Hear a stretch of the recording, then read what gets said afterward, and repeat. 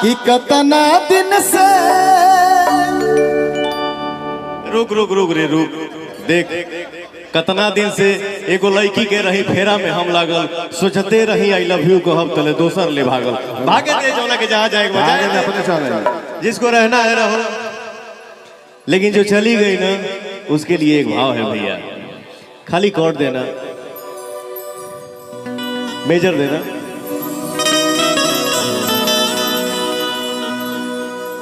जो चली गई ना उसके लिए एक भाव है बेटा। यो कहियो कोरवे में बीतात रहे रात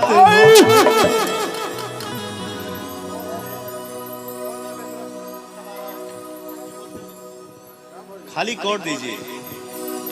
हाँ कहियो कोरवे में बीतात रहे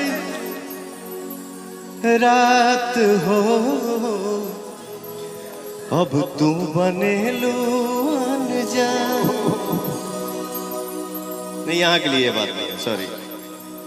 कहाँ जाए? हाँ कहियो कोरवे में बीतात रहे रात हो, अब तू बने लो अनजान। जब से गईलू विभंसुआ के साथ हो, तब से बने लो अनजान। डर बड़ सैया से की जान न जाए तारा पहला मिलन ई बाकी ना सोचा का होई बीतत गोरी हमरा ई मन पे। देखला बजाए लागे जाए हाँ कहियो कोरवे में बीतात रहे रात हो, अब तू बने लो अनजान। जो चली गई उसके याद में हम अपने आप को क्यों मारे?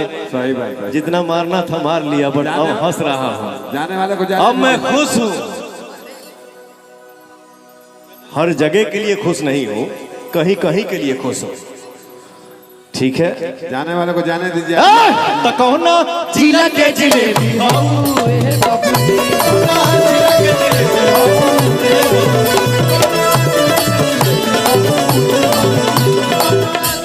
आरा के उठला लीला गवालू बलिया के बाली नवादा के नथुनी। आरा के उठला लीला गवालू बलिया के बाली नवादा के नथुनी। कहो ना जिला के जिलेबी हो, जिला के जिलेबी हो, जिला के जिलेबी हो। मौत मत होश होके रहे नहीं कस में, दिलावा भी रोई गइल दूसरे के बस में। मौत होश होके रहे नहीं कस में, दिलावा भी रोई गइल दूसरे के बस में। उठावा के लली जा कानावा के बोली जा अखिया के रेखा जा, उठावा के लली जा कानावा के बोली जा अखिया के रेखा जा। हमारे बॉस कैसे बोलते हैं इस लाइन को? आज मैंने आज तक इनको इस रूप में मंच में नहीं देखा था। ए रुक रे रुक, भाव होके दे, बहुत नाच गाना हुआ, बहुत होगा जीवन में। हाँ और तने देखे दे, आज इनको पहली बार मंच पे इस रूप में देखा हूँ। वो कौन सा गाना बहुत पहले गाया था कि जींस पेनहल देखी तो हर बचिया, जींस पेनहल देखी तो हर बचिया हो, नियतिया खराब हो जा। जींस पेनहल देखी तो हर बचिया हो, नियतिया खराब हो जा। चले लूतान के छतिया हो, चले लूतान के छतिया हो, नियतिया खराब बेहल देखी तो हर